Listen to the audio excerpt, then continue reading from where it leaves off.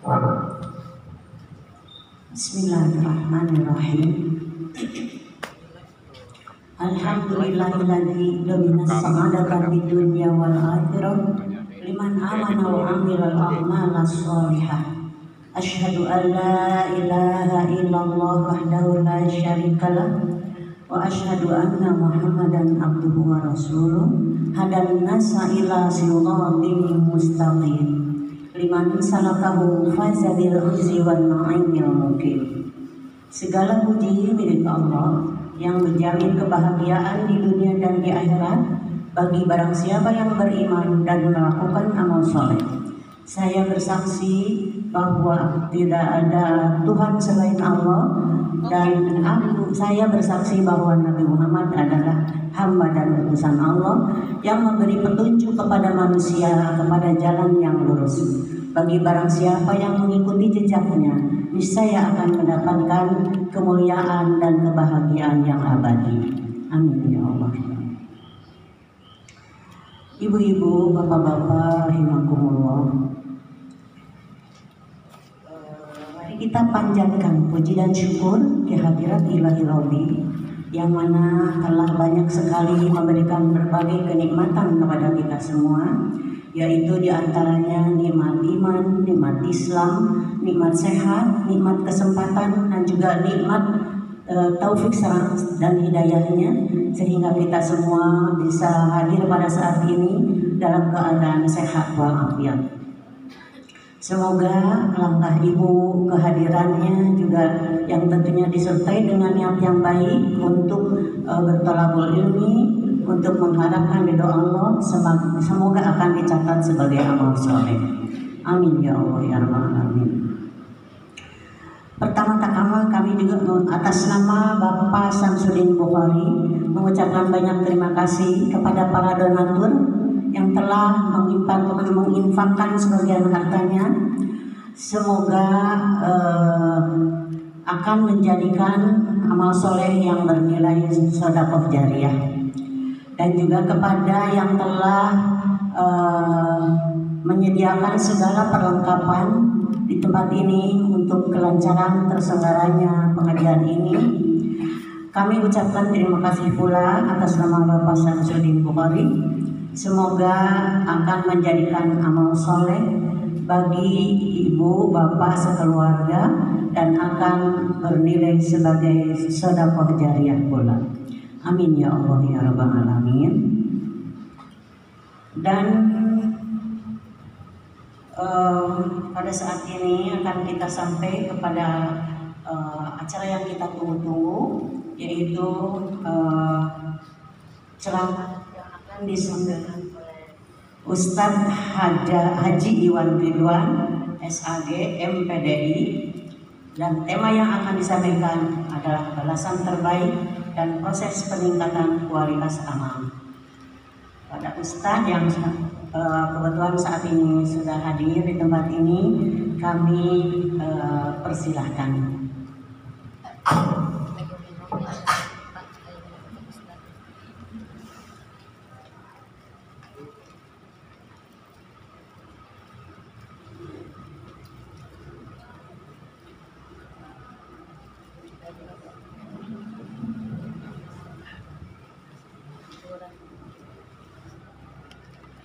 Alhamdulillah alladzi arsala rasulahu bil huda wa dinil haq liyuzhirahu 'ala dini kullihi walau karihal musyrikun wa asyhadu an la ilaha illallah wahdahu la syarikalah wa asyhadu anna Muhammadan 'abduhu wa rasuluhul ladzi la nabiyya ba'dahu.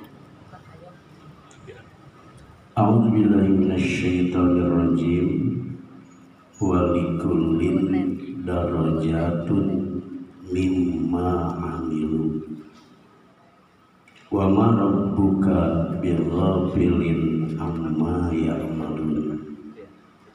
Surat Al-An'am ayat 132.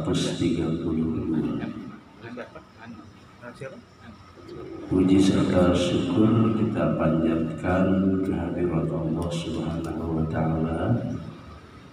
Alhamdulillah pada pagi menjelang siang ini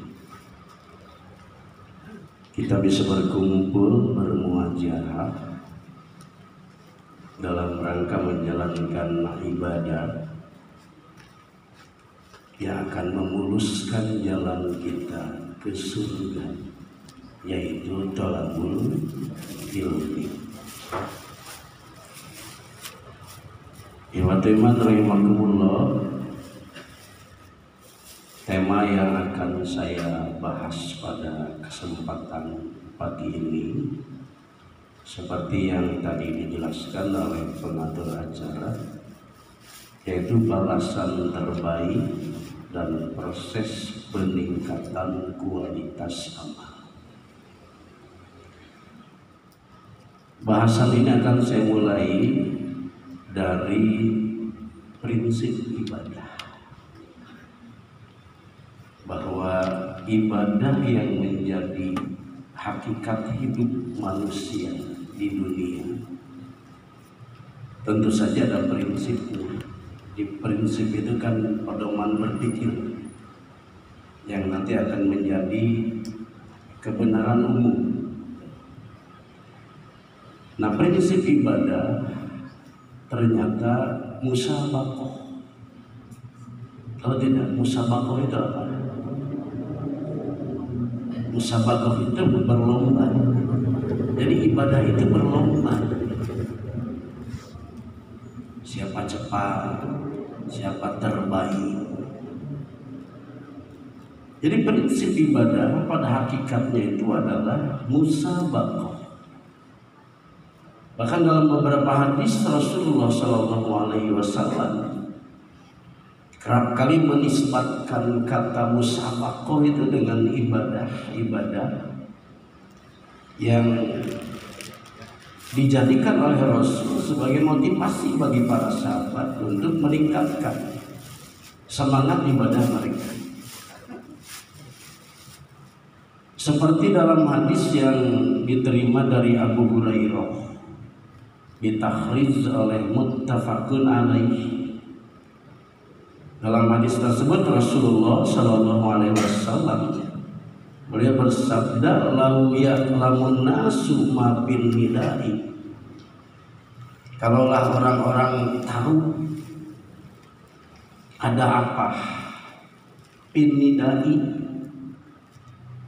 dalam kumandang azan, atau dalam terjemah lain bisa dinyatakan kalaulah orang-orang tahu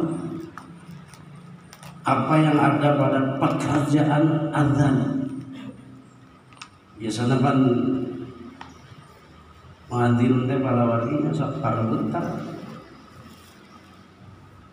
Pada kenyataannya justru malas gitu. Hanya orang-orang tertentu saja yang mau adzan. Bahkan saya saja seumur hidup belum pernah adzan, Pak. Karena nggak bisa, lagamnya terutama nadanya. Nah, kata Rasulullah, ya lamun nasu maafin tidak.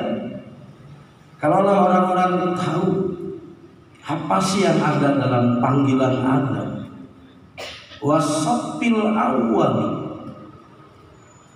dan di saf pertama ada saf-saf salat, summalam yajidu illa ayyastahimu, lalu mereka tidak menemukan cara untuk mendapatkan anida, untuk mendapatkan saf awal dalam saf salat tadi. Mereka tidak menemukan cara illa ayyastahimu, kecuali dengan cara diundi. Kata Rasul, lastahamu alaih, pasti mereka akan melakukan undian. Jadi kalau orang-orang tahu keistimewaan apa yang ada pada yang ada di saf awal pada barisan salat, mereka akan melakukan apapun untuk meraihnya. Termasuk mereka akan melakukan istiqamah. mengundi. Kalau orang-orang tahu, kata Rasul. Tapi karena kita tidak tahu, maka apa yang terjadi? Tadi itu adhan alim salat nunggu koma cari kue di luar. Apalagi sekarang sedang musim-musimnya kita berkontribusi untuk saudara-saudara kita di Palestina dengan memanjatkan doa qunut najilah di rakaat terakhir salat yang 5 waktu. Setiap kali bangun dari ruku jadi tambung jantan imam salat berjamaah, karena memang pendek tapi tidak biasa doanya itu kan begitu ya. Ibu-ibu kan katalah doa qunut najilah talar kan sama, ibu-ibu juga harus, dan bukan hanya di salat berjamaah, termasuk di salat munfarid juga kan disyariatkan oleh Rasul untuk qunut najilah. Ketika saudara-saudara seiman, saudara-saudara seislam kita mendapatkan musibah yang luar biasa, kemampuan doanya, ya doanya ada yang panjang, ada yang pendek. Biasanya kita milih yang pendek. Satu pendek dulu.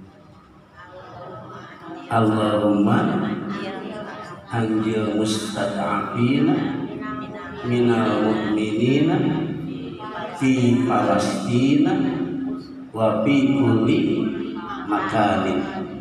Itu yang pendeknya. Coba yang panjangnya gimana? Sama.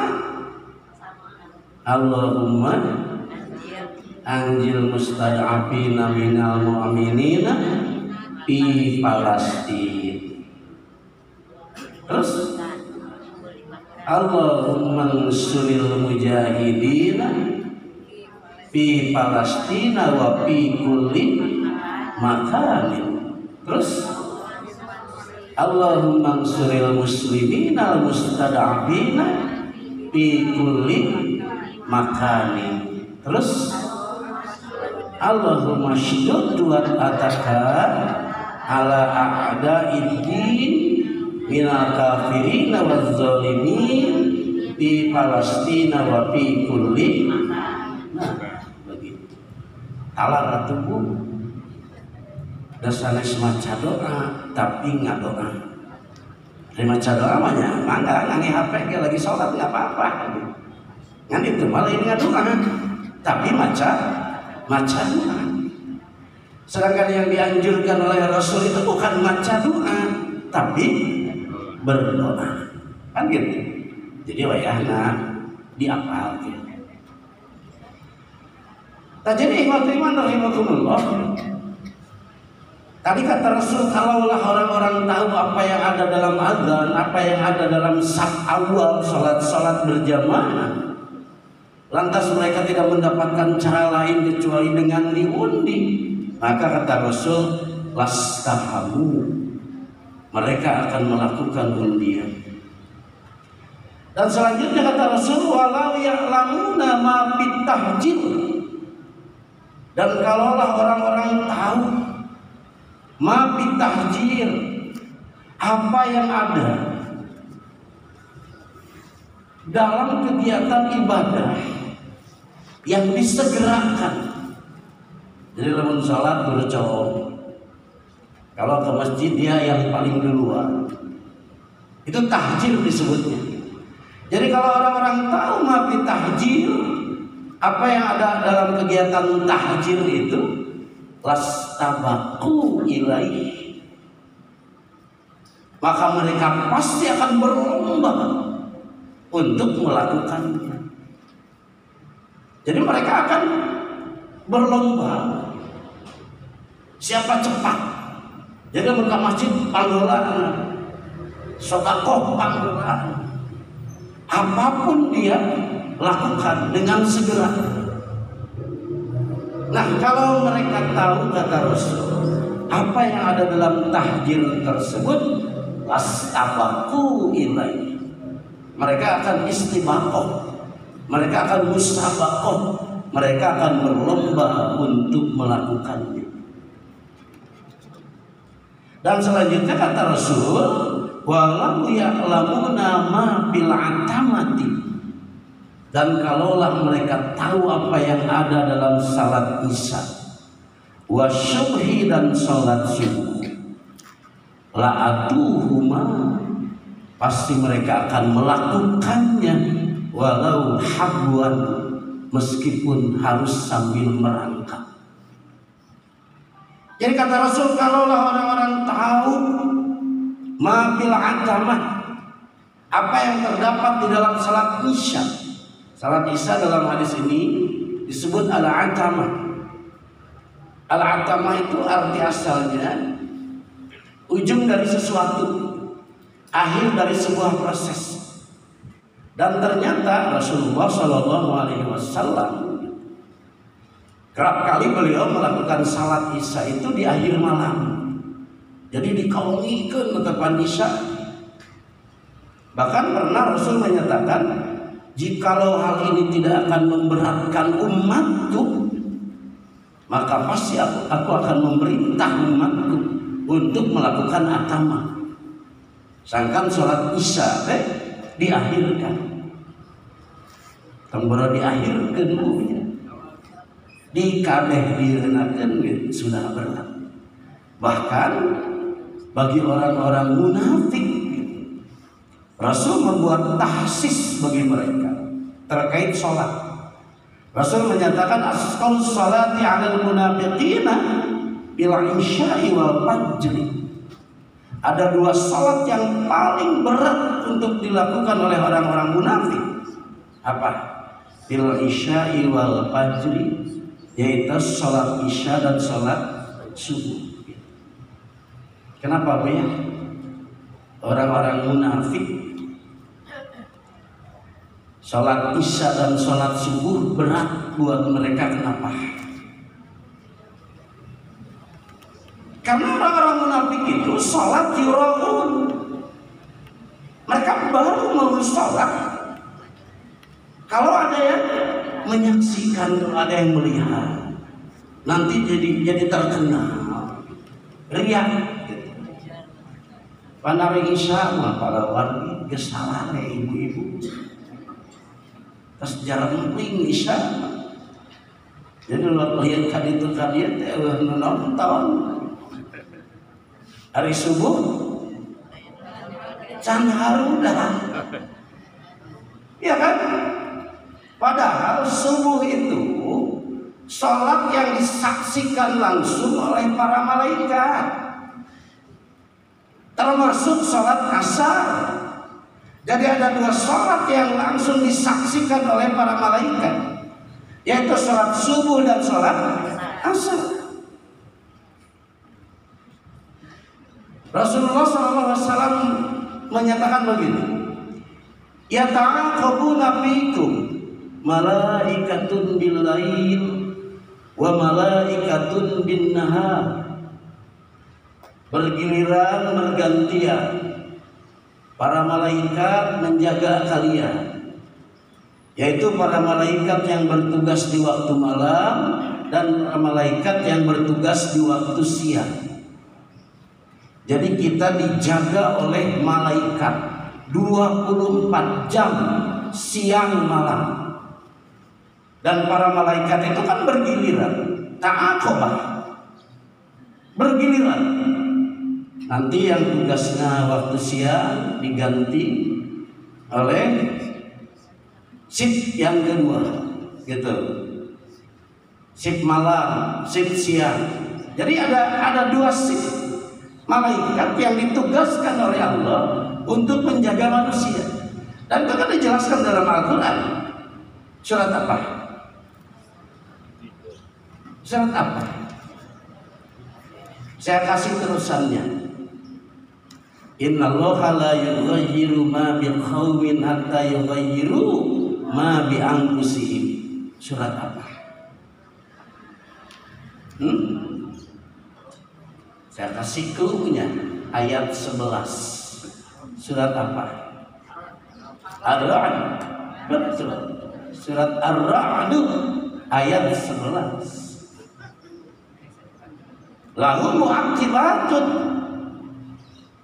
Bagi setiap orang itu mu'aqibatun. Ada para malaikat yang bergiliran, min baini yadayhi wa min khalfihi, yang ditugaskan oleh Allah di depannya, wa min khalfihi, dan di belakangnya. Termasuk di kanan, di kiri sudah ada. Siapa? Malaikat. Malaikat apa?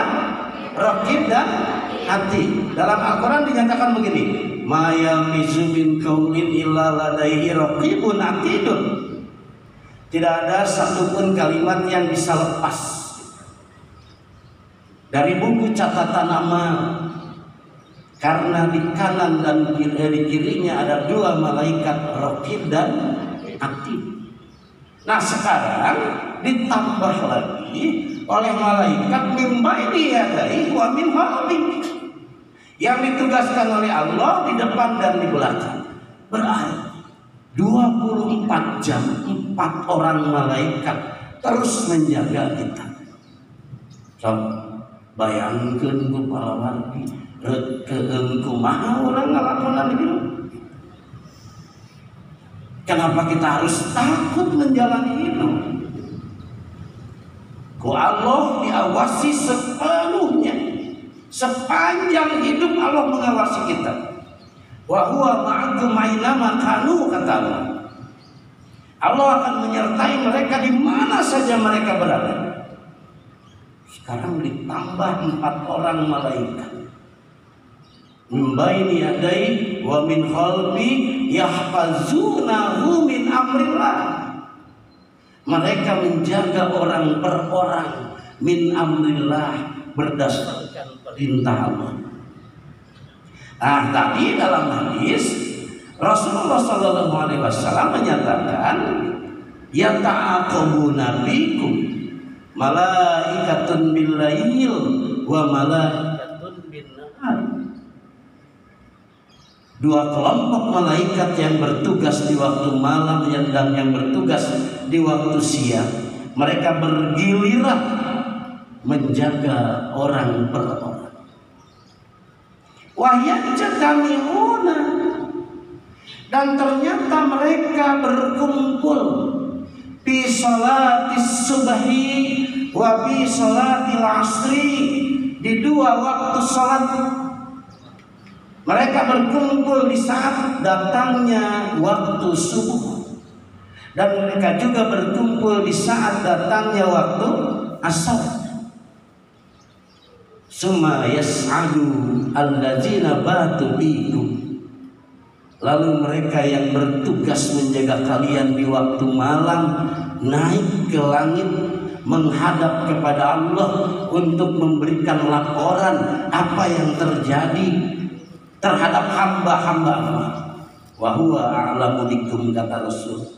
Padahal Allah lebih tahu daripada malaikat-malaikat tadi terhadap kalian.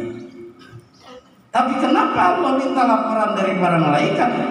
Ini untuk menegaskan bahwa manusia 24 jam dijaga oleh 4 orang malaikat tadi.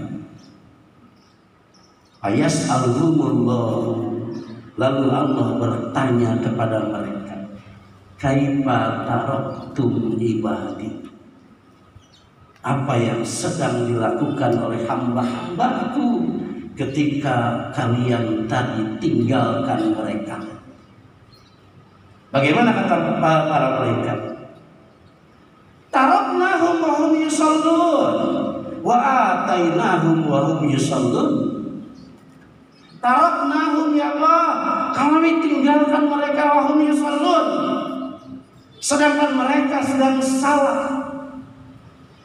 Wa atainahum, dan kemarin saya datangi mereka wa hum yusallun, dan ternyata mereka pun sedang salat. Kebayang tuh lamun subuh can udah Sabab biasanya jam 7 kadang-kadang. Jawaban malaikat bukan wahum yusallun, tapi wahum naimun. Kami tinggalkan mereka dan ternyata mereka sedang terlelap tidur di Allah. Salat asar udah biasanya ge setengah 5. Ulin heula. Apalagi asar itu kan biasanya jam-jam istirahat setelah kerja. Istirahat dulu, nanti aja setengah 5. Para malaikat akan menyatakan wa atainahum wa hum laibun, dan kami datangi mereka ternyata wa hum laibun, mereka sedang bermain. Kan begitu hati. Jadi luar biasa. Nah, oleh sebab itu tadi kata Rasul, walau ya'lamuna ma fil atamah, kalaulah mereka tahu apa yang ada di dalam atamah, salat isya wasubhi dan salat subuh. Yang tadi salat isya dan subuh teh jadi 2 salat yang sangat berat dilakukan oleh siapa? Oleh orang-orang munafik. Jadi meureun lamun ibu salat subuhna jam 6 atau jam 7 keneh, atau salat asarnya masih setengah 5, jangan marah kalau ibu termasuk kelompok munafik. Gitu aja. Nah, jadi kalau mereka tahu kata Rasul, la atuhuma walau hamwa, pasti mereka akan melakukannya walau hamwan, meskipun sambil merangkak. Nah, dari konsep ibadah ini jelas sekali musabaqah, berlomba, pagelaheula, pagancang-gancang, palus-alus. Ini konsep kata Nabi, prinsip ibadah.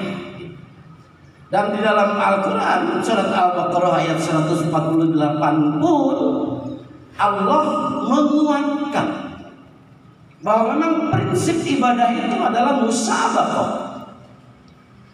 Dalam ayat tersebut Allah menyatakan walikullin wijhatun, dan bagi setiap generasi manusia yang dipimpin oleh nabi dan rasulnya masing-masing, huwa muwalliha, wijhatun, memiliki wijahnya masing-masing.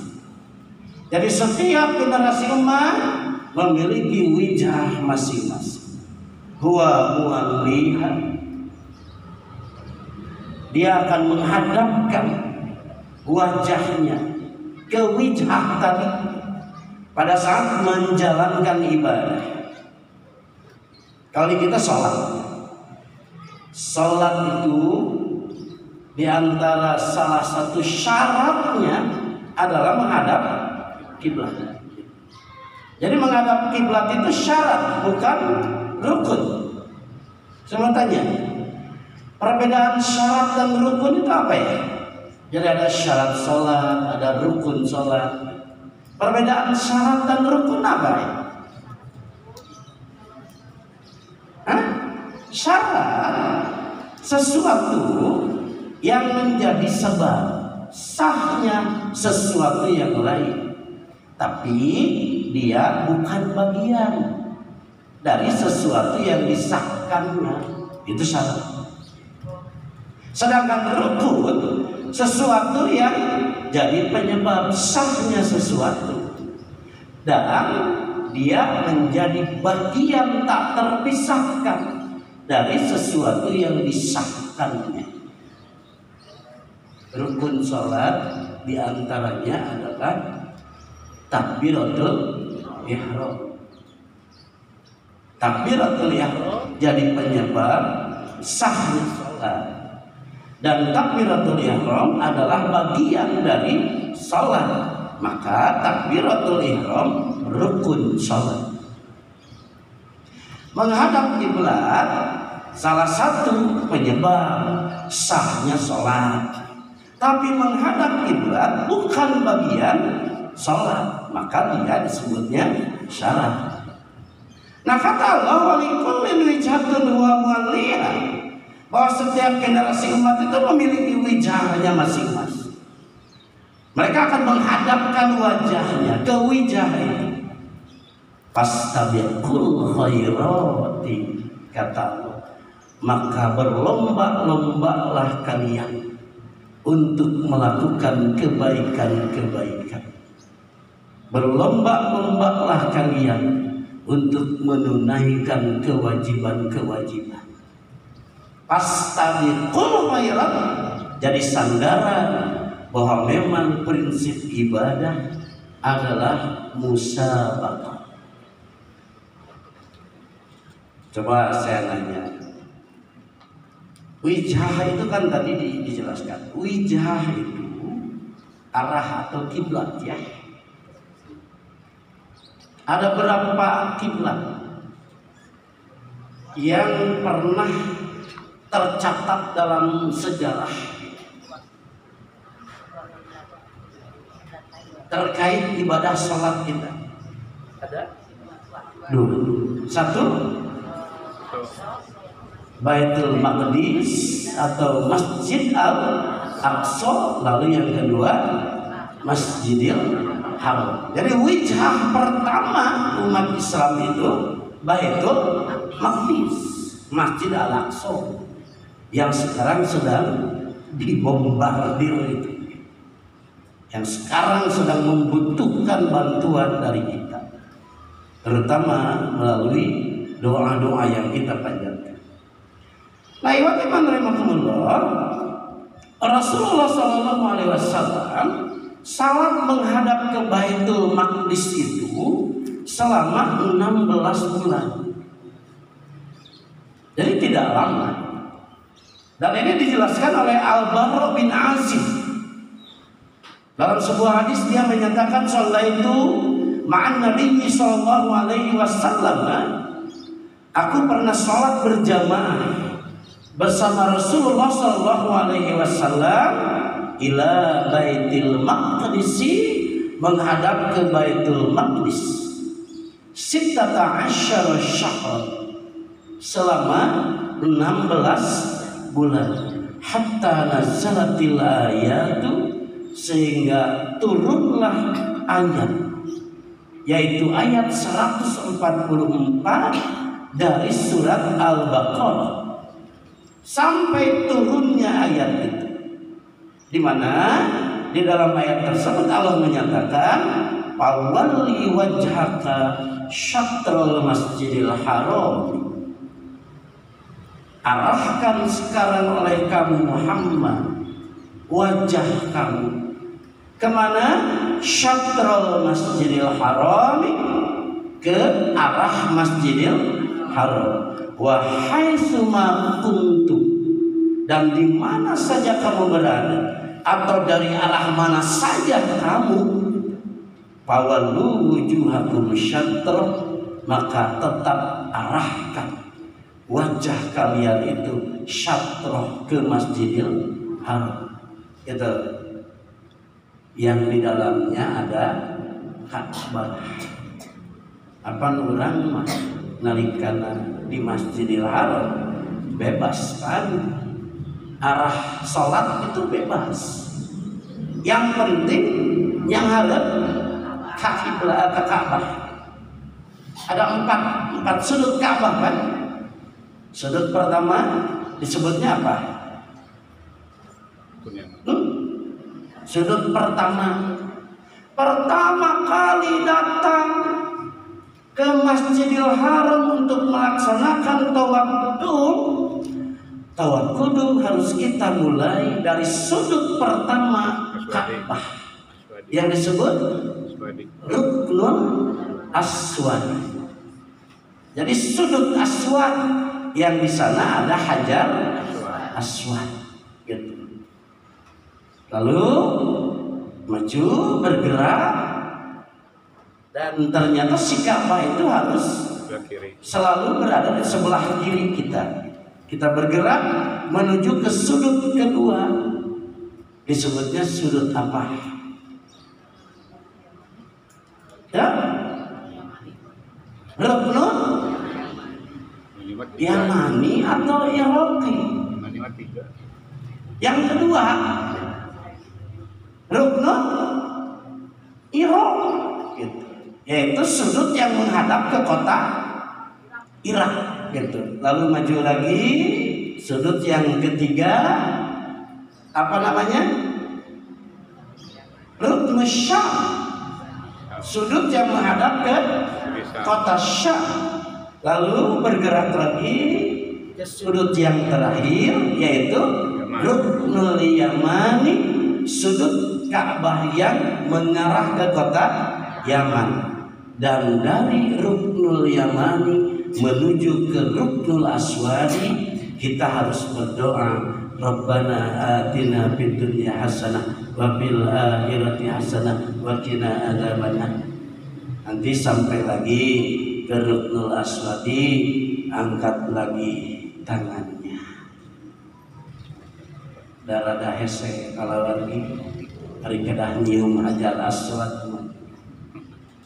kecuali kalau kosong jeung ulah maksa-maksakeun kalau lagi teu wajib. Maksa-maksakeun hayang nyium Hajar Aswad, bahkan mencelakakan dirinya sendiri. Tidak usah, cukup saja dengan istilah gitu ya, dengan mengucapkan apa? Bismillahirrahmanirrahim. Kan begitu. Nah, jadi Ka'bah itu wijah dari arah mana saja. Yang penting kita menghadap ke wijah atau Ka'bah, gitu. Oleh sebab itu Allah tadi dalam Al-Baqarah 144 menyatakan wa haitsu ma kuntum fawallu wujuhakum syatrah. Dari arah mana saja kamu berada Muhammad, tetap arahkan wajah kamu syatrah, ke wijah tersebut, ke kiblat tersebut, yaitu ke bangunan Ka'bah tersebut. Nah, yang rahmatullah, ternyata Baitul Maqdis atau Masjid Al-Aqsa bukan hanya wijah pertama umat Islam, tetapi juga Masjid Al-Aqsa adalah masjid yang langsung dinamai oleh Allah. Jadi anu masihan nami Al-Aqsa teh Allah, langsung Allah. Kesiga majelis Al-Bukhari Pak Haji, kan Pak Haji yang buatnya. Kalau Al-Aqsa itu nama yang langsung Allah berikan, dan itu diabadikan di dalam ayat ke-1 surat Al-Isra. Subhanalladzi asra bi'abdihi laila, kata Allah, Maha suci Allah, yaitu zat yang telah memperjalankan hambanya laila di waktu malam, minal masjidil harami, dari Masjidil Haram, ilal Masjidil Aqsa, ke Masjidil Aqsa. Ayat ini menegaskan bahwa nama Al-Aqsa adalah nama masjid yang langsung diberikan oleh Allah. Itu keistimewaan Masjid Al-Aqsa. Bahkan lebih dari itu, Masjid Al-Aqsa juga jadi masjid kedua yang dikukuhkan oleh Allah di planet bumi. Masjid kedua setelah Masjidil Haram. Abu Dzar bertanya kepada Rasul, ditahrik oleh Imam Ahmad. Kata Abu Dzar, ya Rasulullah, wahai Rasulullah, ayu masjidin wudi'a fil ardi, masjid apa yang Allah kukuhkan di planet bumi, awal yang pertama? Qala, Rasul menjawab, al-masjidul haram, masjid yang pertama kali dikukuhkan oleh Allah di planet bumi adalah Masjidil Haram. Lalu Abu Dzar bertanya lagi,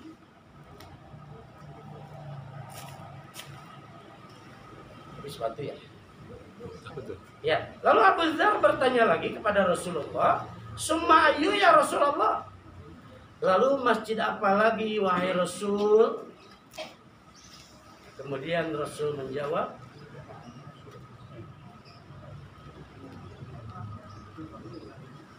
mati ya semua ya. Jangan-jangan kode nih. Sumal Masjidul Aqsa. Kemudian masjid yang kedua yang Allah kukuhkan di planet bumi ini adalah Masjid Al-Aqsa. Nah, iwati iman rahimakumullah. Jadi Masjidil Haram dan Masjidil Aqsa kalau kita simpulkan itu adalah wijhatain lil muslimin.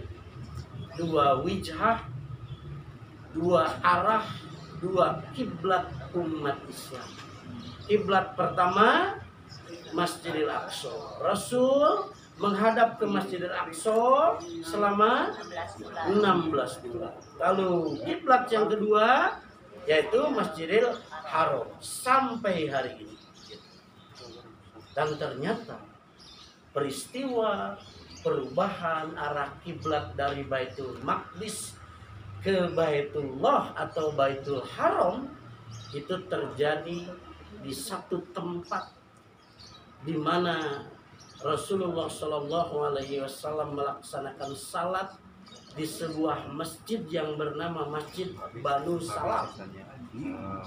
Dan sekarang masjid itu disebut Masjid Qiblatain. Ayano kantos depan di Masjid Qiblatain ada ibu ya. Masjid Qiblatain itu di mana? Di Mekah, di Madinah. Di Madinah. Jadi 7 km arahnya atau jaraknya dari Masjid Nabawi. Jadi 7 km dari Masjid Nabawi kita akan menemukan Masjid Qiblatain atau Masjid Banu Salam. Dan masjid ini terletak di sebuah bukit. Nah, di masjid itulah turun Al-Baqarah 144, "Fawalli wajhaka syatrul Masjidil Haram." Maka diabadikanlah masjid itu dengan sebutan Masjid Qiblatain. Nah, teman rahimakumullah. Jadi wijhah terkait ibadah yang kita lakukan itu sesuatu yang sangat penting dan menjadi syarat sahnya ibadah kita, terutama ibadah sholat. Tapi jangan lupa tidak kalah penting juga wajhun. Jadi ada wijhatun, ada wajhun. Imam Ar-Raghib menyatakan dalam kitab Mufradati Al-Fazil Quran. Kata Ar-Raghib, wijhatun itu maqsidun. Coba apa arti maksid? Wijhatun itu maksidun. Maksid itu apa? Maksid itu wajan maf'ilun. Maf'ilun itu isim makan. Jadi maksid itu adalah tempat yang dituju. Gitu. Jadi wijhatun itu tempat. Nah, oleh sebab itu wijhah tadi dinisbatkan ke tempat yang ada di Mekah, yaitu Masjidil Haram. Lebih spesifiknya lagi, wijhah itu adalah Ka'bah. Sedangkan wajhun itu qasdun. Qasdun itu niyatun. Jadi wijhah adalah tempat di mana kita mengarahkan arah ibadah kita, sedangkan wajhun adalah niat. Gitu, qasdun kita. Nah, di dalam surat Ar-Rum ayat 30, Allah menyatakan begini. Fa'aqim wajhaka lid-dini hanifah. Coba terjemahkan. Fa'aqim wajhaka lid-dini hanifah. Coba terjemahkan. Luruskan niat kamu. Gitu. Lid-dini hanifah, hanya untuk ketetapan agama ini. Jadi kenapa Fa'akim wajhaka kita artikan luruskan niat kamu, karena wajhun tadi artinya qasdun atau niat gitu. Nah oleh sebab itu wajhun tidak kalah penting dibanding wijhah. Kenapa? Karena tidak ada artinya. Kalaupun wijhah kita itu benar-benar mengarah ke Ka'bah, tapi kalau qasdun atau niatunnya tidak lurus, tidak lidini hanifah, kan sia-sia. Bukan sekedar tidak akan mendatangkan pahala, tapi malah justru akan menjadi wasilah datangnya azab dari Allah. Kan begitu? Nah, iman rahimakumullah, ternyata wijhatun dan wajhun itu jadi dua unsur terpenting bagi kita untuk meningkatkan kualitas ibadah gitu. Kenapa? Yang harus kita tingkatkan adalah kualitas ibadah. Karena sebetulnya ibadah itu tidak banyak. Dan pendekatan ibadah itu bukan urusan jumlah, tapi pendekatan ibadah adalah kualitas. Jadi ibadah bukan urusan kuantitatif, tapi ibadah urusan kualitatif. Gitu. Pernah saya menyampaikan ke ibu-ibu di pertemuan di waktu yang sudah lama, bahwa Rasul menyatakan at-tafakkuru sa'atan khairun min ibadati sanatan, bahwa berpikir sesaat lebih baik min ibadati sanatan dibanding ibadah 1 tahun. Artinya tidak ada artinya kalau kita hanya mengandalkan jumlah ibadah, tetapi ternyata ibadah yang kita lakukan bukan produk ilmu atau tidak bersandar pada ilmunya. Sebaliknya, kalaupun jumlah ibadah kita sedikit, tapi ternyata ibadah itu adalah produk ilmu, artinya bersandar kepada ilmunya, ini yang lebih berharga. Kan gitu. Ini lebih menegaskan bahwa memang ibadah yang harus kita tingkatkan itu adalah kualitas. Karena tidak ada artinya kuantitasnya banyak, tapi ternyata kadusain seperti buih, seperti bah yang tidak ada manfaat. Nah, oleh sebab itu wijhah dan wajhun tadi menjadi dua unsur utama bagi kita untuk meningkatkan kualitas ibadah atau amaliyah kita. Nah, dari sinilah kita mulai mengaitkan apa yang barusan kita paparkan, apa yang barusan kita jelaskan dengan ayat 132 surat Al-An'am tadi. Yang kata Allah, walikullin darajatun mimma amilu. Dan bagi setiap orang darajatun, ada tingkatan-tingkatan, ada tahapan-tahapan pahala atau balasan yang akan diterima mimma amilu, terkait amal yang mereka lakukan. Jadi balasan dari Allah akan sebanding dengan amal yang kita lakukan. Gitu. Semakin berkualitas amal, maka semakin sempurna balasan. Semakin memungkinkan kita mendapatkan balasan terbaik. Semakin berkualitas amal. Dan indikasi amal berkualitas itu tidak ada lain kecuali ketika ibadah kita disandarkan pada ketentuan yang berlaku. Rule of the game, aturan mainnya Allah dan Rasulnya, Al-Quran dan Sunnah Rasul. Bahkan Rasul menyatakan, Sallu kama ra'aitumuni usolli. Salatlah kalian seperti kalian melihat aku salat. Tidak boleh ditambah, tidak boleh dikurangi. harus sama persis seperti aku melaksanakan sholat.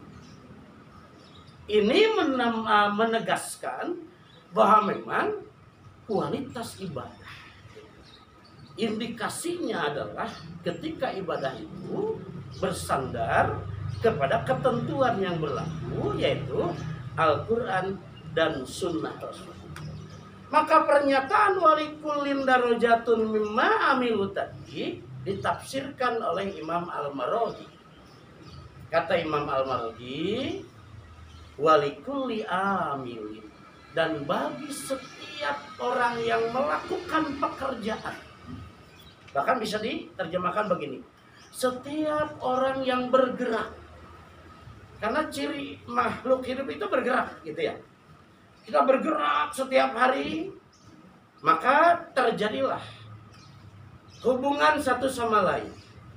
Maka itulah yang disebut dengan muamalah.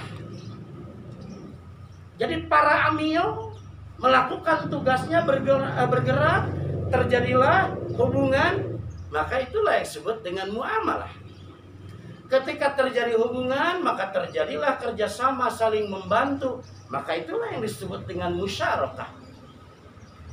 Kurang disebut di bahasa Sunda masyarakat. Masyarakat itu dari musyarakah, karena kita saling membantu, saling membutuhkan, simbiosis, mutualitas, saling menguntungkan, kan begitu ya. Nah, oleh sebab itu disebut musyarakah. Nah, jadi kata Imam Al-Maraghi, walikulli amili, bagi setiap orang yang bergerak bi taatillah, apakah dia bergerak untuk membuktikan ketaatannya kepada Allah, au maksiatihi, atau bergerak untuk melakukan maksiat kepada Allah, manazilu wa marotibu, maka akan ada manazil dan marotib terkait balasan yang akan mereka terima. Tingkatan, tahapan balasan yang akan mereka terima tergantung amaliyah yang dilakukannya, baik itu ta'ah atau maksiat. Yablughuhullahu iyyahu, yang Allah akan mengembalikan kepada orang itu. Apa yang kita lakukan akan kembali lagi kepada diri kita. Makanya disebut sawab. Sawab itu saubun. Saubun itu baju. Baju itu adalah pertalian antara satu benang dengan benang yang lain. Kemudian dalam proses tenunnya, benang itu kembali pergi ke depan, balik ke belakang, pergi ke depan, balik ke belakang, jadi bolak-balik. Maka ketika apa yang kita lakukan balik lagi kepada kita, lalu kita lakukan lagi balik lagi kepada kita, itu disebutnya sawabun. Gitu. Oleh sebab itu di sini dinyatakan wa yusibuhu biha, Allah akan mengembalikannya lagi kepada orang yang melakukan. In khairan fa khair, kalau yang dilakukannya baik, maka dia akan menerima balasan baik. Wa in syarron fa syarrun, kalau ternyata apa yang dilakukannya jelek, jahat, fa syarrun, maka dia akan menerima balasan yang jelek itu. Innallaha la yazlimu misqala dzarrah, dalam An-Nisa ayat 40. Innallaha la yazlimu misqala dzarrah, Allah tidak akan menzalim apa yang kalian lakukan meskipun sebesar biji zarrah. Nah, ikhwatu iman Allah, tentu saja apa yang kita lakukan hari ini ke depan dalam rangka memanfaatkan sisa jatah hidup. Konsepnya kan begitu ya. Jadi orang teh ayeuna keur ngamanfaatkeun sisa jatah hidup. Entah sampai kapan. Entah sekian menit ke depan, sekian jam ke depan, atau besok gitu. Yang jelas ini jatah. Karena kata Rasul, umur atau usia umatku tidak lebih dari 60 Kalaupun ada yang lebih dari 60, jumlahnya tidak banyak. Gitu.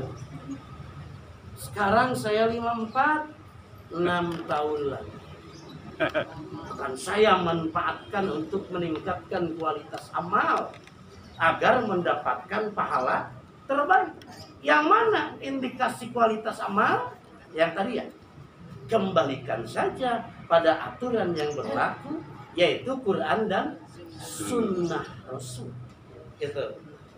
Dan ternyata bagaimana mungkin ketika nanti kita balik menghadap Allah, kita tidak mendapatkan pahala terbaik dari Allah. Sebab Allah selalu membalas kebaikan-kebaikan yang kita lakukan 10 kali lipat. Ibu ngaji hari Sabtu sekali ini, balasan yang akan ibu terima hari ini seperti ibu melakukan pengajian 10 kali. Dan itu berlaku untuk semua kebaikan. Ibu senyum kepada seseorang, lalu orang itu senang dengan senyuman ibu, 10 kali lipat ibu mendapat pahala. Saya senang kalau ibu setelah nanti selesai pengajian tidak ada yang bertanya, 10 kali lipat pahala dari Allah. Saya sangat senang. Jadi jangan menyia-nyiakan pahala. Belum lagi yang 700 kali lipat. Aya kenceleng ngalangkung ku ibu di lebetan acis 2000. Dibalas oleh Allah 2000 kali 700. 700 kali lipat. Itu dijelaskan oleh Allah dalam Al-Quran. Masih dalam surat Al-Baqarah. Kata Allah, masalul ladzina yunfikuna amwalahum fi sabilillah. Perumpamaan orang-orang yang menginfakkan hartanya di jalan Allah, kamatsali habbah, seperti seseorang yang memiliki benih biji, lalu dia tanam ke dalam tanah, kemudian dia siram, kemudian ambatat sab'as sanabil, lalu tumbuh dan dari pohonnya keluar cabang sebanyak 7 cabang. Pikuli sumbulah sab'ami'ah. Tapi kulis sumbulah, pada setiap cabang itu mi'atun ada 100 biji. Berarti 700. Maka infak, khusus infak, ketika kita keluarkan infak 700 kali lipat. Gitu. Infak pertama, saya mau tanya, infak pertama itu siapa? Atau objek infak pertama itu siapa?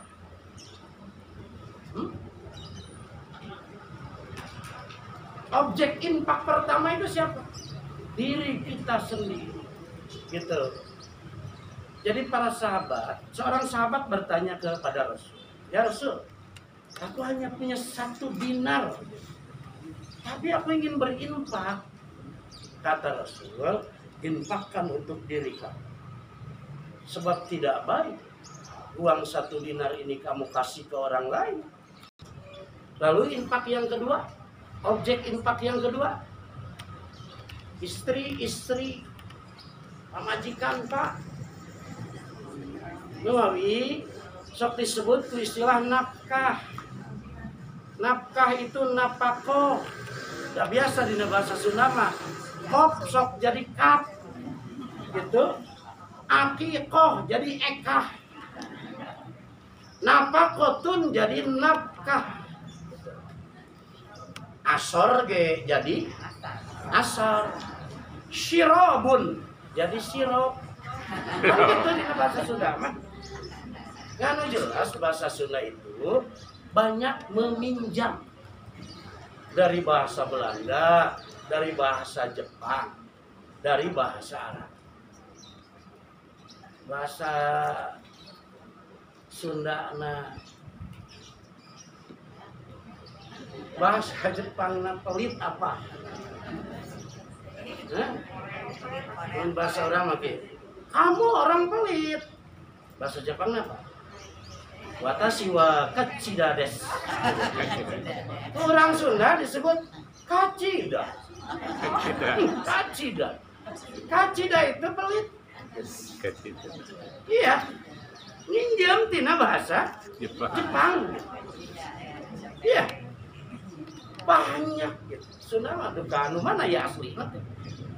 Nah, jadi kenapa kok resiko suami ke istri?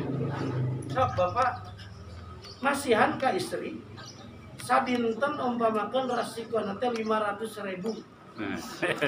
Bayangkan 500 kali 700 gitu. Ayah di dia jangan sabar aja jangan. Hari sim kering mah pala lagi ya tidak terhitung resiko. Saya tidak tahu pendapatan saya per bulan berapa, tidak tahu. Saya ngajar di Sanawiyah, digaji bulanan. TU-nya istri saya. Sampai sekarang saya nggak tahu nominal gaji saya bulanan itu berapa.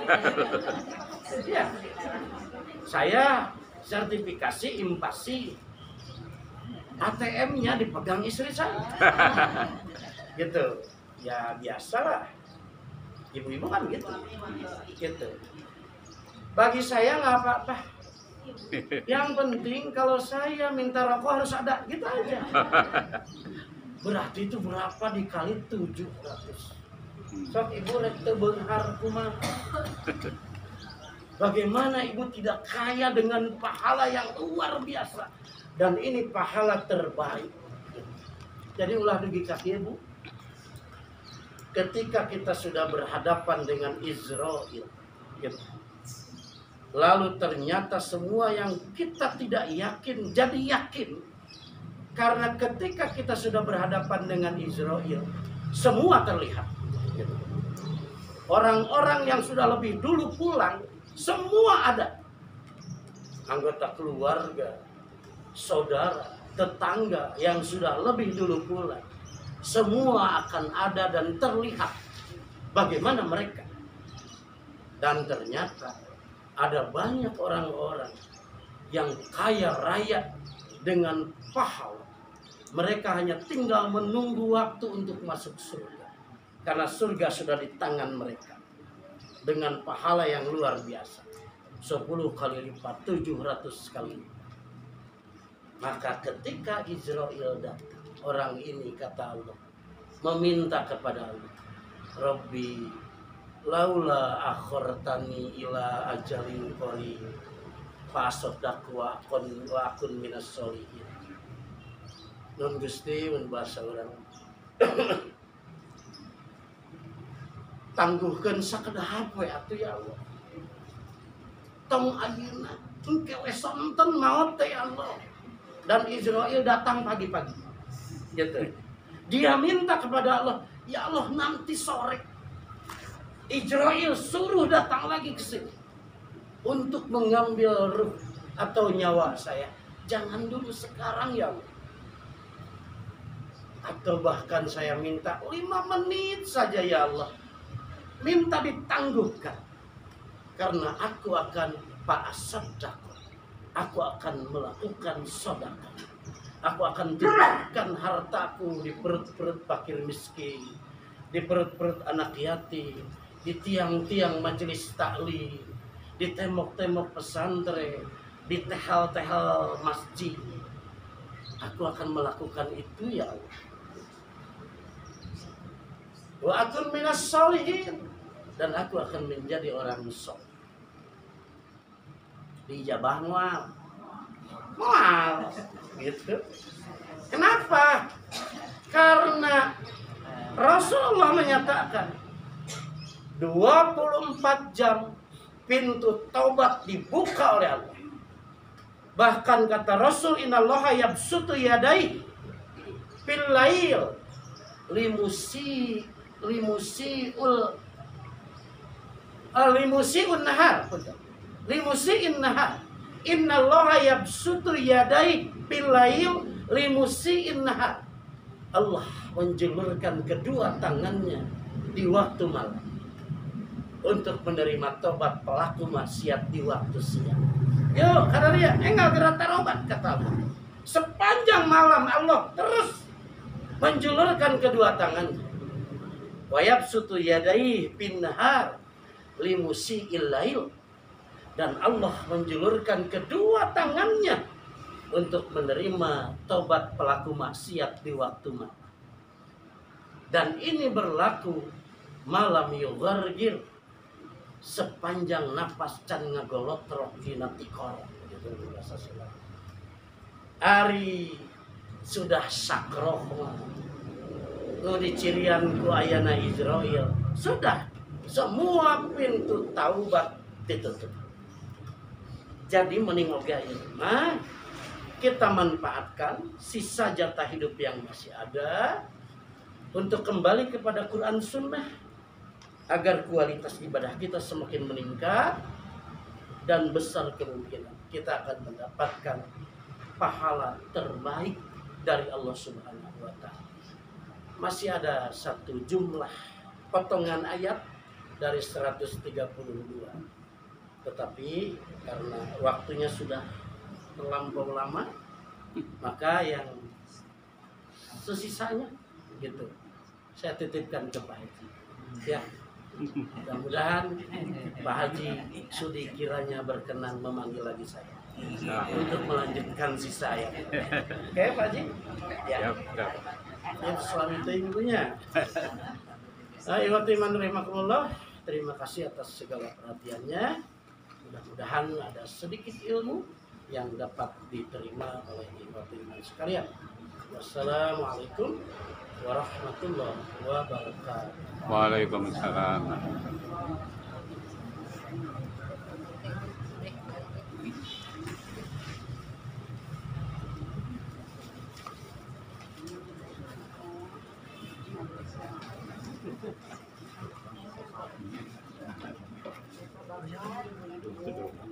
Ujianlah ujian yang disampaikan oleh Ustaz Haji Iwan Ridwan SAG FDDI, dan juga pelajaran bahasa Arab serta fikih yang telah disampaikan oleh Bapak Ustaz Abu Abdullah. Semoga akan semakin menambah ilmu bagi kita semua dan menjadikan ilmu yang bermanfaat yang telah disampaikan oleh Ustaz Haji Ridwan dan juga oleh Ustaz Abu Abdullah. Semoga apa yang disampaikan oleh Bapak Ustaz Haji Ridwan dan Bapak Ustaz Abu Abdullah akan menjadi amal soleh bagi Ustaz keduanya, Ustaz Haji Ridwan dan Ustaz Abu Abdullah, akan menjadi amal soleh dan akan dibalas oleh Allah Subhanahu wa Ta'ala dengan amal yang beribadah. Dan juga semoga Ustaz berada di dalam kesehatan, amin, dalam lindungan Allah Subhanahu wa Ta'ala, dan lancar selamat sampai di rumah masing-masing. Amin ya Allah. Demikian ibu-ibu, acara kita pada siang hari ini telah berakhir dengan berakhirnya tadi tausiah dari Ustaz Haji Ridwan. Semoga perjalanan ibu ke rumah mendapatkan kelancaran, keselamatan, juga kesehatan. Terima kasih atas segala perhatian, mohon maaf atas segala kehilapan dan kekurangan. Yang salah, yang benar dari Allah, yang salah dari saya. Semoga Allah mengampuni saya dan ibu-ibu juga semoga memaafkan saya. Amin ya Allah. Amin. Mari kita tutup dengan doa majelis. Subhanallah wa bihamdika asyhadu an la ilaha illa anta astaghfiruka wa atubu ilaik. Assalamualaikum. Waalaikumsalam.